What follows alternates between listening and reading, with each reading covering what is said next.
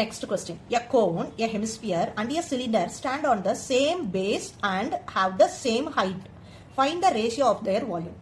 இப்போ இது மூணோட ratios find out பண்ணணுமா? அந்த ரேஷியோஸ் ஆஃப் வால்யூம், இந்த மூணு ஷேப்போட வால்யூமை ரேஷியோ பண்ணணும்.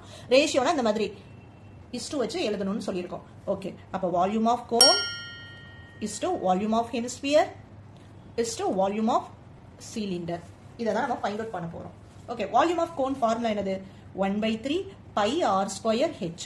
Okay, volume of hemisphere 2/3 pi r cube. Volume of cylinder pi r square h. Okay, இதுல ஒரு given கொடுத்திருக்காங்க. என்னது? stand on the same base and same height. அப்ப பேஸும் ஹைட்டும் சேமா தான் இருக்குன்னு சொல்லியிருக்காங்க.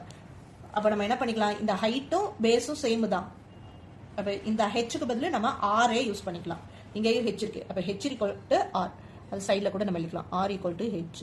எதனாலனா they given same base and the same height. அப்போ next step 1/3 by R square. ஹெச்சுக்கு பதிலும் R. Ratio 2/3 by R cube by R square. இந்த ஹெச்சுக்கு பதிலும் ஒரு ஆர். இப்போ ஆர் இங்க டோட்டலா என்ன இருக்கு? R square plus R square into R, R cube ஆயிடும். இது இதுவும் R square into R, R cube. அப்போ totally R cube R cube R cube. மூணுலையும் சேம் வேல்யூ இருந்தால் கேன்சல் பண்ணிக்கலாம். அதே மாதிரி பை மூணுலையுமே இருக்கு, அதனால கேன்சல் பண்ணிடுவோம்.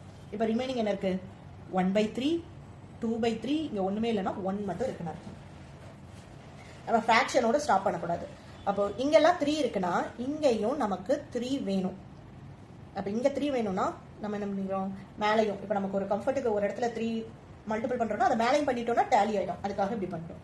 இப்போ மூணுலையுமே 3 இருக்கு டினாமினேட்டர்ல, அதனால அதை கேன்சல் பண்ணோம். அப்ப ரிமைனிங் என்ன இருக்கு? 1:2:3. So this is the ratio of cone, hemisphere and cylinder of volume. That's all.